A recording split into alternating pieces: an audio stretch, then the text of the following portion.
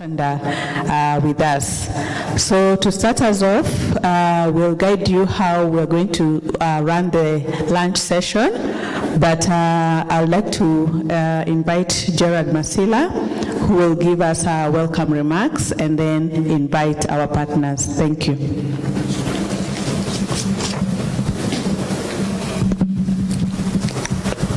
Thank you very much, our MC, Janet. Our chief guest today, the ambassador of the Republic of Serbia, who is with us this afternoon. Our sponsors for today's luncheon, we have our good friends Equity with us here. We have Grain Pro, we have FCAN Leasing, we have iGrain, we have Trademark as our partner. Distinguished friends and stakeholders of EAGC, members of the media who are with us, the leadership of EAGC, the board that is here, members of EAGC, my colleagues from the Secretariat, distinguished ladies and gentlemen, good afternoon. Good afternoon once again. I can see we are hungry, eh? The food is here. Yeah. Ready for it. My name is Gerald Masila. I serve as the Executive Director of Eastern Africa Grain Council, a role that I have carried on from 2011 to date, so quite a number of years. When I joined EAGC, we had presence, I think, in Kenya, one person in Uganda, and maybe Tanzania one. But now, over the years, working with you stakeholders, we've been able to have EAGC's presence in the 10 countries of the region that those that founded EAGC defined the EAGC countries to be those 10 countries.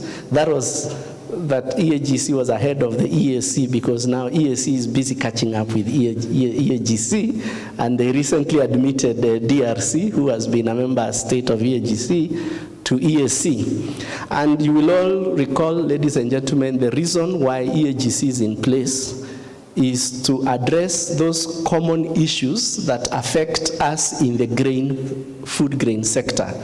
Where grain, a lot of times you are asked, you are from the Grain Council, what does grain mean? Grain are those cereals and pulses that are seed in nature, and after you have dried it. Before it is dry, it is not a grain, it is a vegetable. So maize that is green, that you boil, that you roast, that's not grain, that is vegetable. And in the statistics, sometimes we talk with our friends from the Ministry of Agriculture, and when we are trying to report our grain production, and they say, no, we have all this acreage, we have all this fertilizer we've given, we have this much quantity we are expecting to harvest. But being able to reconcile between the grains that, or rather the cereals or the pulses that are consumed as vegetables, and those that go all the way to drying to become a grain, because it has to dry, and not only be dry, but dried to the standard is what is grain. So there are cereals and there are pulses. The cereals are those that are from the grass family. So your maize, your wheat, your sorghum, your rice, and all those are part of cereals from the grass family. And then the pulses are the ones that are from the legume world. In Kiswahili, they call it mimea ya kunde kunde. So the pigeon peas, cowpeas, chickpeas, green grams from the pod, they're in a pod, they're in the legumes, those are now the pulses. So grains are a combination of the cereals and the pulses, and also includes other seed products like the oil seeds, the sesame and sunflower seeds, because it will be a seed, and then you will dry it, and then after you dry it, you can store, you can process to get oil, to get other final products. So we are here because we are stakeholders of the grain industry. So the grain industry with the cereals and pulses is also the base industry for many others. First of all, the feed industry, the animal feed industry, is built on the grain industry. Why? Because you have to use grains to process, to blend, to get your animal feeds, so that you get your proteins, you get your carbohydrates, you get your amino acids, your vitamins, and all that to do the formulation for feed. So when you do milling for food, you sometimes have the byproducts, and those byproducts are what is blended into feed. So again, the feed industry is also a stakeholder and a part of the grain industry, the wider grain industry. The oil seeds also are an offshoot of the grain industry, because you get your corn oil from the maize grain, and you get your other kind of oils from the grain. So it's a wide industry. The distillation, the distilleries, they distill also from grain. A lot of the alcoholic drinks we enjoy have their origin from grains. So those who enjoy your beers and all that, you're actually consuming grain, if you didn't know. And it has expanded more even to the, what you call the biodiesel. Right now, the processing of biodiesel using maize and other grains like sorghum is big. In some countries, they are blending big time, where the biodiesel is competing with the food and the feed. And the biodiesel happens to pay better. So we have now issues where if they pay, they take it. So all this is from grain. So it's a big industry that we are in it. It has many farmers who produce grain. Some are small, some are large-scale farmers. It has traders, those who are invested in warehouses. It has processors who produce a lot. And then you also have those other industries that have an interest in the grain industry. We call them associate members. In EAGC, we have the active members who are farmers who produce grain. We have traders who buy grain to trade to on-sell. We have processors who take in grain, and that's the active who handle grain directly. And then those members that have a solution, provide services, provide technology to the grain sector, we call them the associates. They're associated with us because they have demand from us. We pay them when they give us services, and there are many in this room that are providing solutions, providing finance, providing technologies, providing storage, many other solutions, and we value you. We welcome you to this luncheon. So we just finished our 16th annual members general meeting. We just finished that now. And so at 16, you remember when you were 16, you used to think you know a lot of things, a teenager in the teen levels. So that's where we are at EAGC, raring to go, to heading to 21 and above.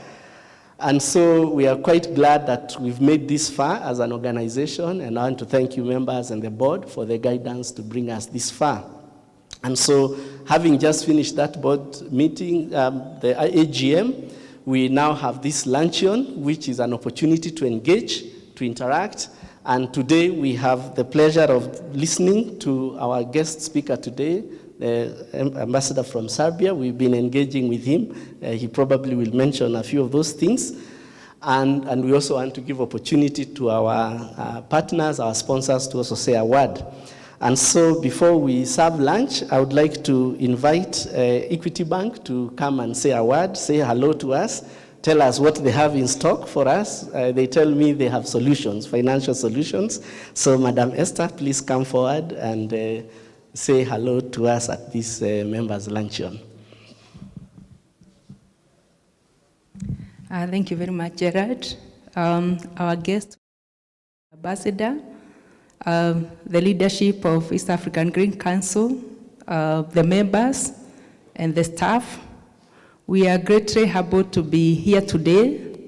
Like I keep telling Gerard, we are part of the midwives for East African Grain Council. I'm sure if we go back to history and look at the first AGM, the first meetings that brought forth the East African Grain Council, we were inside there. And we've been having very, very close relationship with East African Grain Council, very, very good working relationship. Maybe we have not been attending the AGMs, and we have,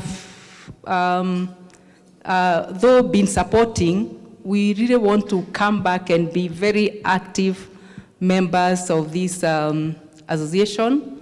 My name is Esther Muiruri. I needed to say that. I'm the Associate Director for Food and Agriculture at Equity. And Equity is really a regional organization covering most of the countries which the council is also in, and being a very active player. But for today, and because I know we are also sitting between you and lunch, I just want to say we have just released our strategy, which we are focusing on in all those countries. And in our strategy, just to show you how it is carrying each one of you, top on that strategy, we have food and agriculture as the number one. And for me, Gerard, I'm very excited because when we started working with you, a lot of people were seeing us in agriculture meetings, and they were asking, why is a bank here? And at that time, it was a very, very big struggle to access finance. We want to say we are happy to see how many organizations have come forward to say how they can be able to support the agriculture sector, which is a sector in this organization. And our number 2 pillar after food and agriculture is manufacturing and value addition, because we have realized we cannot keep talking about production and the challenges of production, and then we just produce raw materials and we set them out to be added value elsewhere, and then we import them back. So manufacturing is one of our focus, and that's why we also have a lot of traders, those who are doing processing, those who are doing a lot of other things just to increase value on the primary production. Our number 3 pillar is trade and investments. And I know between here we have very many traders who are trading in different commodities, and therefore we have intentionally or deliberately planned to see how we can be able to support trade and investment.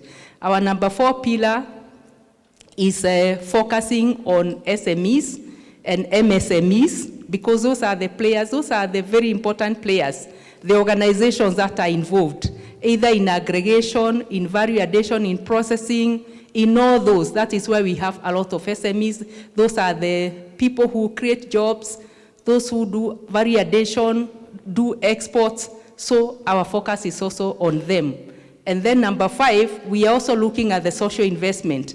How can we be able to give back to the society? How can we be able to support like the producers who are in production, but they are not even aware that they're in business? So they need a lot of capacity building.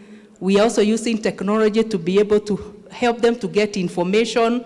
And on the front of technology, we have worked very closely with the East African Green Council, and we have been able to develop some platforms, which I know a lot of you are using, and a lot of array of products that we have put together.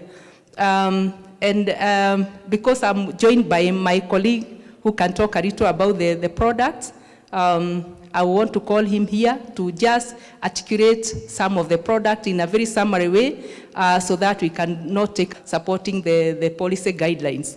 So I also wanted to introduce our regional general manager who has joined me. I don't know, Ken, you can wake up and wave the crowd. Yes, and I call the other colleague. Just in 2 minutes, he will be able to tell you some of the products we have. Otherwise, thank you so much for giving us this opportunity. And in the business-to-business interactions, we will be available. We are a very big team. Maybe a team from Equity, you can rise up. All of them ready to engage you in wherever area you are. We have come in a big way so that nobody is left behind. Otherwise, thank you very much. And colleague, you can come up. Trade finance. Talk about the products we have for this. Good afternoon, everyone. My name is Agre Yegon from the Equity Bank team. I just got in here, so you'll excuse me, but I can speak very briefly about the trade finance products that we have. Within the food and agri space, we are a very active,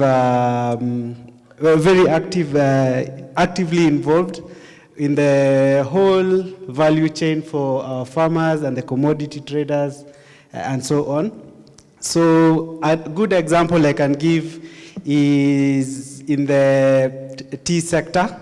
So we have been able to develop various products that covers the whole value chain. So starting from where the farmers are, the ones who are selling the green leaf, to factories or tea producers. We are able to give them trade loans, short-term working capital loans, so that probably they can supplement whatever they're getting from other players like KTDA for inputs and so forth. And then further up the chain, we have the tea producers, either the private ones or the KTDA factories. So we've just recently have a product approved for that category of players in the tea sector. Basically, we're financing the green leaf purchases from the farmers. So one of the challenges we saw in that space was that in as much as probably a factory has 3 or 4 lines for production, they are only able to buy so much because the farmers will always take payments. They're supposed to be paid at the end of the month. So what we have done is finance the factories on the basis of the green leaf so that we now increase the capacity and they're able to produce more. Now, when they have the finished product that goes to Mombasa for export through the tea auction, we have also been able to finance, and we are financing the tea exporters. So on the basis of the confirmed orders, we get to look at the contracts that they have with, let's say, the buyers in Pakistan or Egypt or wherever in the world. So we also finance them using documentary collections as a product and pre-shipment finance loans. So they're able to take short-term working loans. They purchase the tea against confirmed orders. Then after they sell this tea overseas, either through, depending on the terms, payment terms that they have negotiated with the buyers overseas.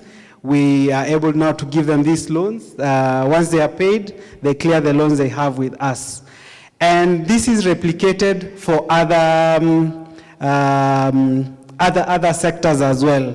We have just started looking at the avocado sector, and we're also working a lot in that space. Okay, for me as well, I worked in a commodity trading firm before I joined the bank, Louis Dreyfus. Some of you may have heard about it. So also there's this initiative on the warehouse receipt financing. So also involved in that space as well.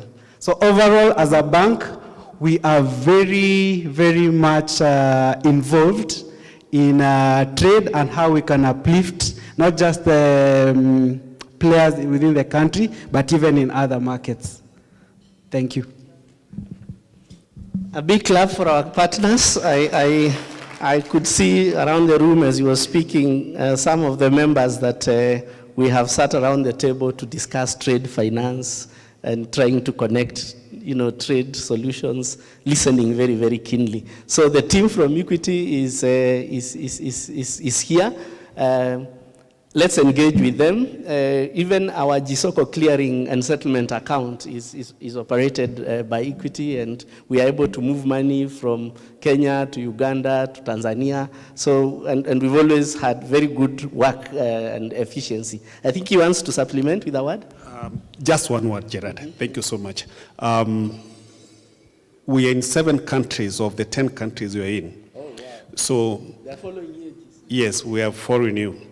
So, in B2B this afternoon, both the traders, both the buyers and the sellers will facilitate that for you. Agri will be able to structure trade solutions for you so that it fits into your needs. Thank you so much. Thank you. And one thing I'd like to add from the experiences we've had with the Equity Bank supporting the transactions, we've been able to get this transaction happening with our own currencies. So that we've had a situation where a seller from Tanzania can quote in Tanzania shillings and get paid in Tanzania shillings, and same in Uganda. So that's something that is important. So at this juncture, food is ready. We have 2 other things that I would like to do as we have the lunch. So it's going to be a working lunch. So I want my colleagues to start guiding us. You slide out quietly, serve your plate, come back and sit as we continue engaging. So I think we'll start somehow. They will come and alert your table to go and serve. So we can multitask. In these days, we're able to multitask. So as we start serving, I would like to invite one of our members who has been a trailblazer in providing solutions in this sector.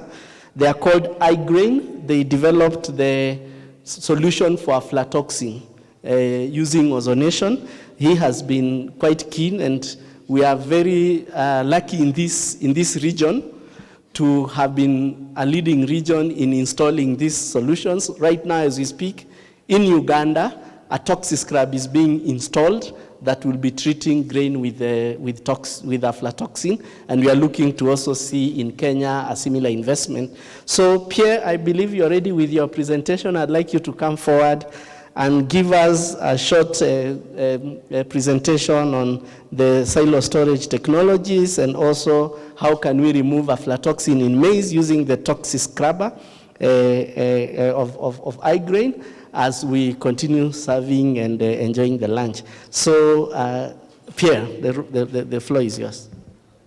Thank you very much. I'm much honored by given this opportunity to present an appetizer on what this is all about, which is grain. Our expertise is in monitoring stored grain and doing it in the best way so that it preserves the value. And if the grain is being contaminated with mycotoxins, then we also have a solution to eradicate aflatoxin and other mycotoxins so that the grain can be cleaned and regain its value. I don't know if my presentation is coming up.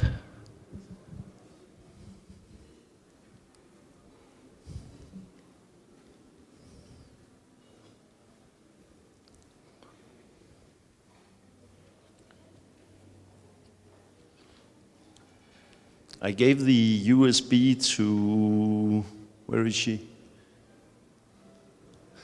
I think the red, I don't know if she provided it on. In any case, let me continue explaining. As Gerald just mentioned, the challenge with stored grain is that it's not just about putting the grain in silos.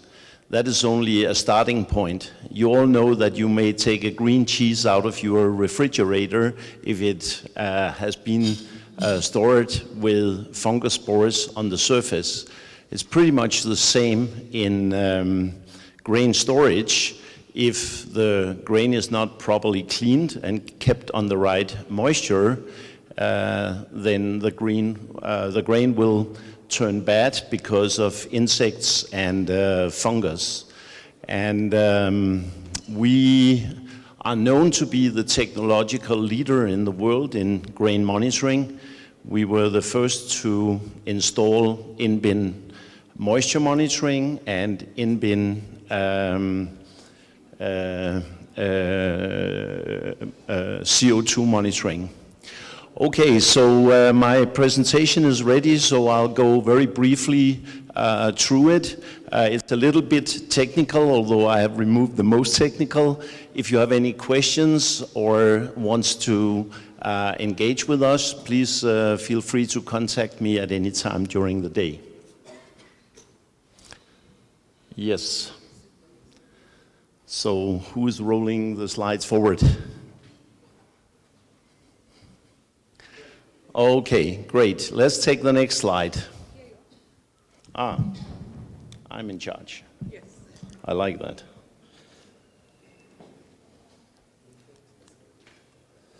Okay, so we produce various different products, monitoring and treatment. We do grain chillers, nitrogen generators to preserve crops. Grain chillers and nitrogen generators makes bugs sleep, and the toxic crop that we provide will actually kill them. I can't help mention in any of the presentations that I'm doing around the world to emphasize that this whole civilization is based on grain. And indeed, the oldest milling stones are actually found here in East Africa, I believe. And we think it's a very noble cause to secure good preservation of grain and securing a safe grain supply and avoid the consequences of storing the grain in bad condition. So it's all about sensing and controlling. So good sensors in your silos will preserve the grain because it will provide the information necessary to control and manage the silos so that the grains are not being spoiled during storage. Here's the two major problems in grain storage: insects and fungus.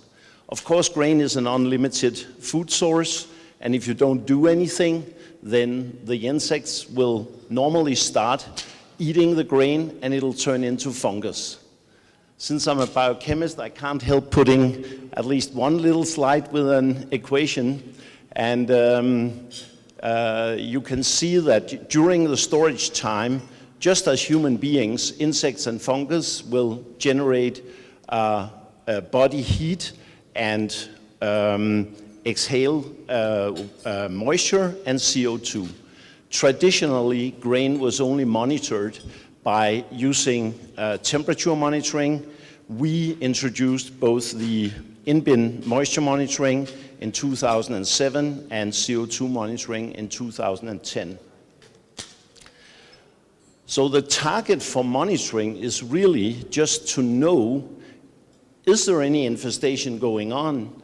And that's important, especially if you have many warehouses or silos, because then you know where are the problems, so you know which silos to process next. And it gives you information on what you may have to do in terms of chilling, fumigation, or other activities to preserve the value of the grain.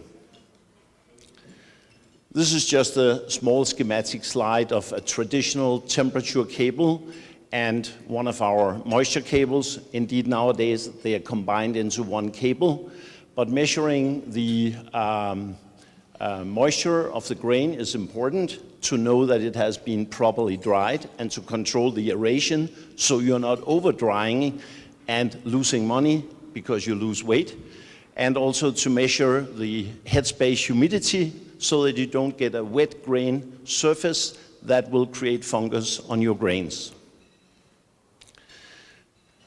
I can't emphasize enough how important it is to do CO2 monitoring. In fact, we're working on an initiative that we will present to EAGC later this year, where we will try to do a low-cost solution, what we call a one-sensor cable that measures temperature, moisture, CO2, and level, and will only require one sensor cable in each silo.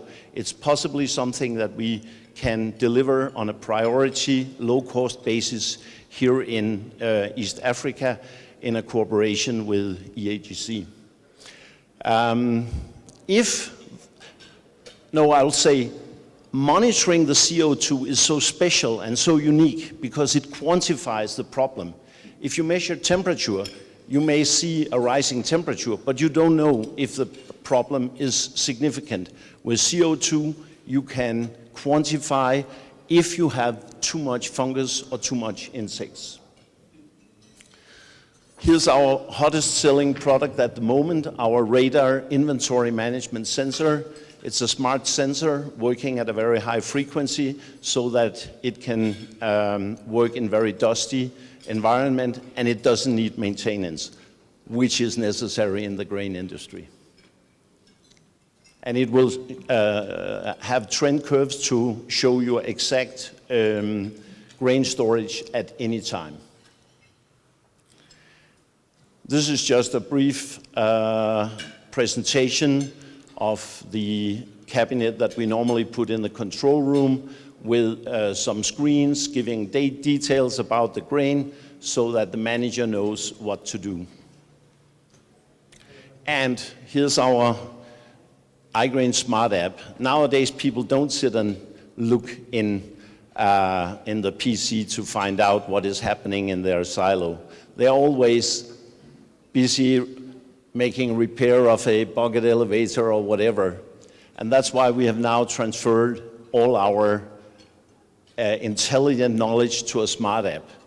And what is special about this smart app is that it'll sort your silos from worst to best on the display.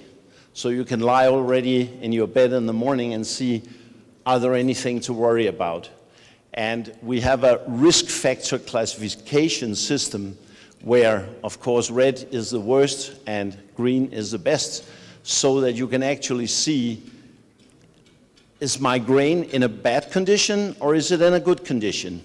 Not only that, we predict with a very intelligent set of algorithms based primarily on the CO2 measurement, how long safe storage time would you have with this silo? And this is, of course, a fantastic system because I have seen so many times in grain silos, people are doing first in, first out. They process the oldest grain first. That's stupid. Process the worst grain first. And how do you know what is the worst grain? You know it if you have a CO2 sensor and the iGrain Smart algorithms. Here's what you'll actually see on the screen. Like I said, the silos organized from worst to best. You'll see the inventory data, and you'll see the risk factor, and you'll see how many safe weeks of storage you can expect from that silo. Of course, this is updated in real time, so the sequence may change from week to week, but you'll always be informed, what is my worst silo? What should I worry about to process next in order to preserve my values? Now, beware, I'll show you a bad example from Bangladesh. This was a very big silo, 27 meters, 35 meters tall, with a lot of soybean. Here's what happened. The temperature turned to 100 degrees, and they couldn't empty the silo.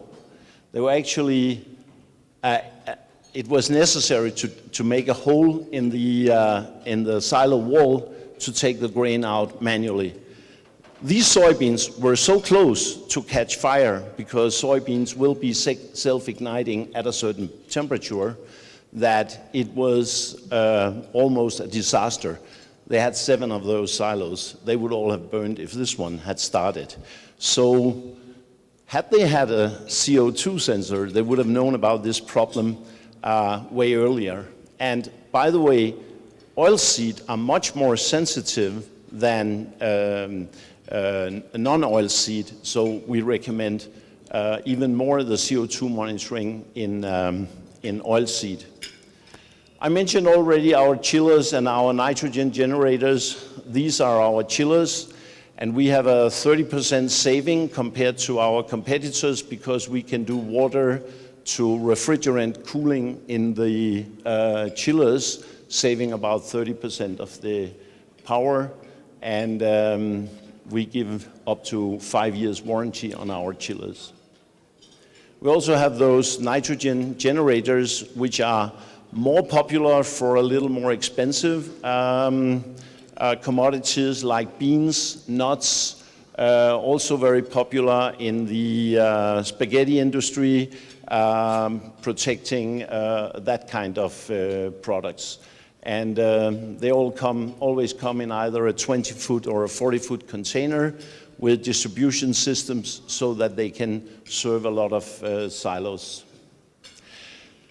My final product to give you a few slides on is the ToxiScrub, the mycotoxin eradication system.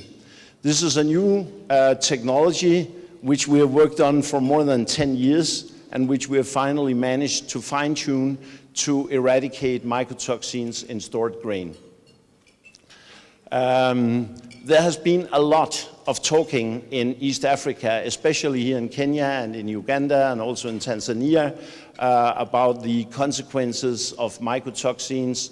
Of course, it's leading to liver cancer. A lot of people is dying from liver cancer in East Africa. A lot of children are affected by stunt growth because the wheat often has a commodity, a mycotoxin called DUN. So let's get rid of the mycotoxins. And we can treat pretty much any type of commodity.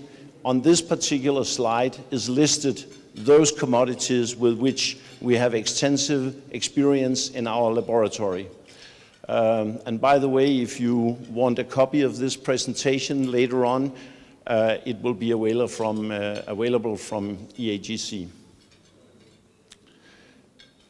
So, what is really mycotoxins? Well, first you have fungus. All mycotoxins are created by fungus, especially by 2 or 3 funguses, Fusarium, Aspergillus, and Penicillium. And they all produce a variety of funguses. In fact, there are more than 500 known different funguses. 10 are very prevailing in the grain industry. 6 are known to be very bad, and our Toxiscrub can eradicate or greatly reduce 6 of those mycotoxins. Here you can see how fungus attacks often starts. It's already in the field when the maize or the wheat is wet and before it's harvested. And once it's infected, the fungus spores are there, and all grains coming in from a field always have at least 1,000 fungus spores on each kernel. So the fungus spores are there, they only wait for one thing, a drop of water, so they can start to grow. Example with soybean, example with barley. All whiskey and beer producers, they test their barley for mycotoxins because they can't use the grain if it's contaminated. So what is the basic function of our Toxiscrub machine? Well, the basic function is that we use ozone and we expose the grain in a special way that we have a pending patent on. And the effect on the grain is that it will kill all fungus, it'll destroy all the fungus spores, it will eradicate to a high degree the mycotoxins that may already be present, and it will kill all insects and mites and bacteria. Here's just one example how ozone may affect. Here in a laboratory, an agar plate that's contaminated with fungus. If you treat it with ozone, the fungus will go away. This is just a schematic of our reactor, and it's in that reactor the process takes place. It's pretty big. It's up to 10-15 meters tall and 2 by 3 meter in ground. This is the production line where you can see the purple reactor in the middle, and then we normally have a dirty buffer silo where the dirty grain is coming in. It's then being treated in the reactor, and then it's passed on to the clean buffer silo from where it can be put to a storage silo or be used directly in a mill. At the bottom of this slide, you see the control room and the ozone generation system that comes with the system. Here you can see it from the top, the 2 yellow buffer silos and the purple reactor, and the control room that contains a small mycotoxin laboratory where you can do quick tests with a PCR system and test how much mycotoxins are there on the incoming side and how much is there on the outgoing side. And then you can test for yourself, am I in compliance with my regulatory requirement for this particular commodity. This is the installation we have built in Soroti. It's before the buffer silos came up, and we have been waiting for the material handling to be ready from another supplier for since February, but it's supposed to be ready now, and together with our Ugandan crew and our Danish crew, we will be 8 people there doing the last things and commissioning the plant starting 9th of May, so we look much forward to that. Actually, on the middle slide there, you can see the buffer silo on one side of the reactor. That is all I have for you today. If you have any questions, you're most welcome to come and ask me any question that you may have. Thank you very much. A big clap for Pierre. And also, I want to also congratulate our colleagues from Uganda. Ugandans in the house, where are you? Can you stand up? We see you. If you are from Uganda, can you stand up? Those of you from Uganda, you stand up. Let's stand up if you are from Uganda. Let's clap for these people from Uganda.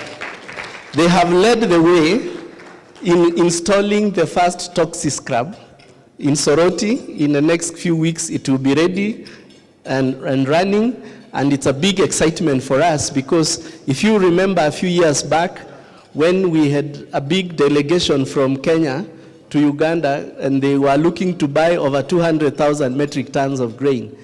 And when the grain was tested, that whole transaction collapsed because of aflatoxin. Now we have nailed it so that going forward, we can have clean grain being traded. So thank you very much, Pierre, for the technology. And if you can remember one thing from Pierre's talk, remember earlier on I said that grain has to be dry. When it is not dry, it is not grain. And when it is dry, you have to maintain it then in those conditions that is dry. The minute you introduce something called H2O, or moisture or water, the downward journey starts.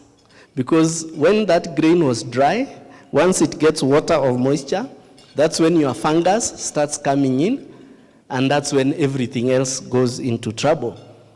The second message he gave us is the other enemy for grain is somebody called insects.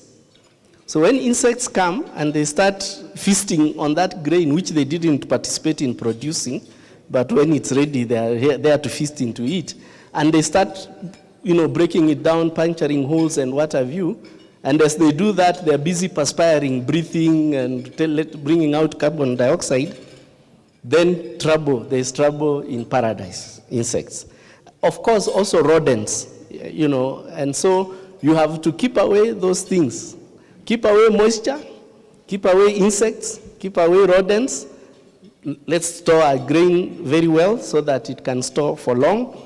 And Joseph in Egypt, many years back, used some of these principles to store grain underground and kept it fresh for 7 years.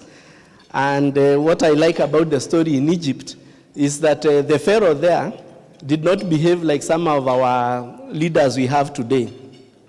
That when there was famine and all the other countries didn't have food, they did not put export bans. They allowed for grain to be sold, and that's why you know the story. They came to buy, and Benjamin they put that special cap for him. So yes, the other point he said, civilization as we know it today, to a very large extent, was driven by grains. Even the currency you hold today, paper currency, coin currency, was the origin of it is grain. Was an IOU that used to be written to say, when I produce the grain, I will pay you this much. And then that IOU started being exchanged and created currency as we know it today. And so quite an interesting thing. So as we close that subject, for the stakeholders who are here from Kenya, as information, we have just finished revising the standard for warehouses for bagged products. So it's just been revised and it has been issued for public review. So if you don't have a copy, please contact us at the Secretariat. We will be able to share that standard with you, because having reviewed it, that's what is going to be used to certify warehouses, to inspect and so on and so forth. And I see the CEO of the Warehouse Receipt Systems Council, Mr. Ogola, with us here. Thank you very much. But then the next standard we are going to work on is the standard for silos, for stored grain, bulk grain in silos. So we've already started discussing how to start us off. We will be kickstarting the technical committee to do that. And so we'll be looking at what are those parameters, elements we need to put in the silo standard, so that when you want to put up a silo, you will put it up as per standard, and then that silo can be certified. As it is of now, we don't have. But then I am also aware that Uganda also just finished their warehouse standard for bagged products, and we were looking at it the other day with my colleague Klesi from Uganda, and we already noted there are differences. So what we need to start doing is to harmonize. So we will be getting to warehouse standard just like we have harmonized all the other standards. So that's just a piece of information as we proceed forward with our engagement today. Let me recognize, as you are having the lunch, recognize some of the guests we have today. We have from the Ministry of Agriculture, the Agriculture Transformation Office. I did mention them in my remarks earlier on to the members at the AGM. From ATO, can you stand up? We wave at you. ATO office. ATO, she's from ATO. Thank you very much. Please clap for her. The ATO is the Agriculture Transformation Office. Like I said, we've been working very closely with them. From Trademark East Africa, where are our guests from Trademark? Can you stand? We recognize you. Trademark East Africa. They are here. I think they are here with us. Trademark. They are here with us.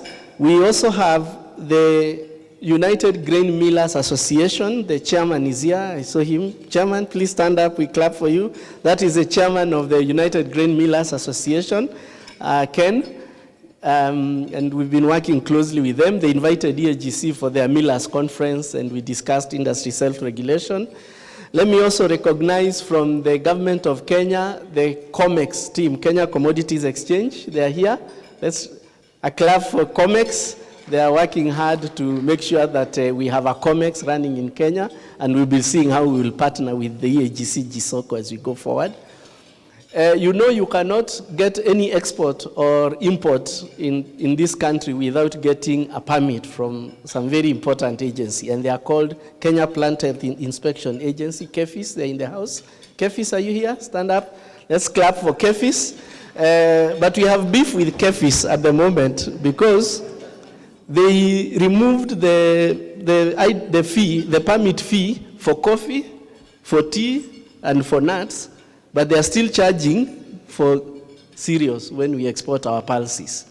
So the rich guys from coffee and tea are exempted, and the poor guys producing dengu have to pay the permits, but we are engaging with the ministry. We've written.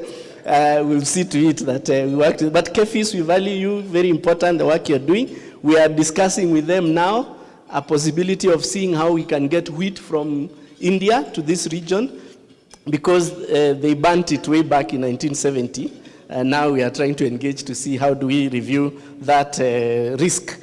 From media, we have a number of friends from the media. Those from the media houses, stand up, we see you. I think I saw them some at the corner there. Media colleagues. Yeah, there's Ketani there, and from the Star also. So a clap for our media people. We'll be talking to you later. Thank you. A very important guest from Uganda, the Grain Council of Uganda, TGCU, the chairman is here. Chairman TGCU. I think you should come and say a word to say jambo, Because TGCU, the Grain Council of Uganda, are very important partners out there in Uganda. We work very closely with them. So just say Jambo and tell us how you will work with EAGC going forward.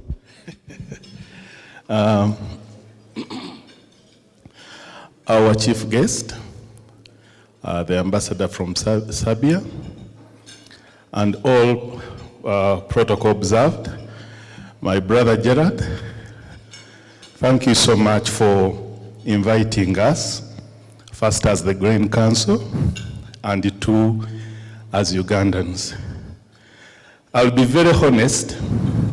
I told my team that I came to benchmark, and I already see glaring gaps.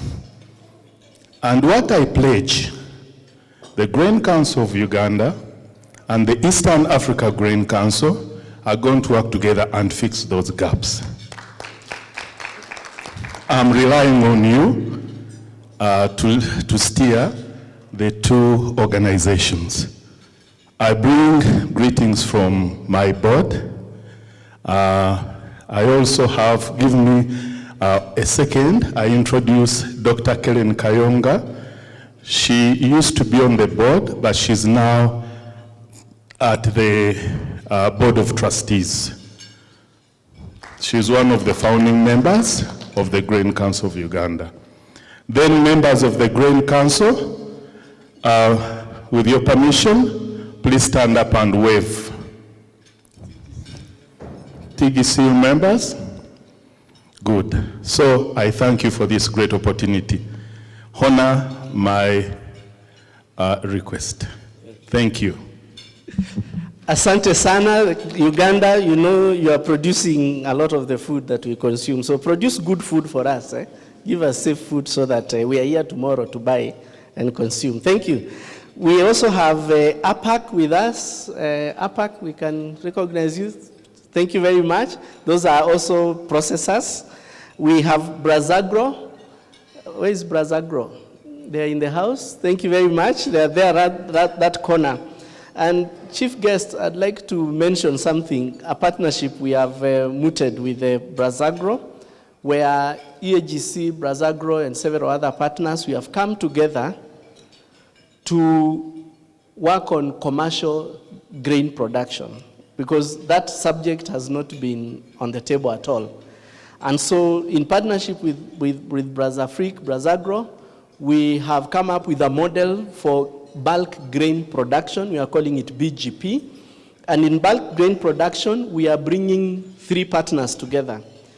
One, we are trying to identify land that is available and that is large scale, substantially large, 500 and above acreage, that is available and that we can do commercial production on that land. So we get that partner and part of that land is actually land sitting with government, and we've engaged with government, and we are happy to report that government has agreed to partner with us so that we can start what you can find in Europe.